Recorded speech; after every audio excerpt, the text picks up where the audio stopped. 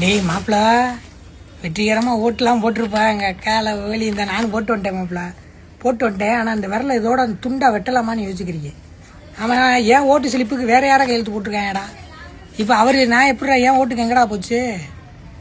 என் ஓட்டு என்ன ஆச்சு, எங்கே போச்சு, என்ன ஆச்சு, என்ன மூச்சு, ஒரு பேச்சு, ஒரு உகுதியும் நடக்காது, ஒன்றுமே நடக்காது மாப்பிள்ள, எதுவுமே நடக்காது. இது அப்படியே சத்தம் இல்லாமல் சால்வ் ஆயிடும்.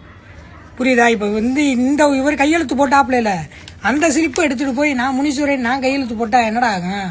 போட விடுவாங்களாம் இந்த ஜனநாயக நாடு அதுக்கு ஒத்துக்குருமா?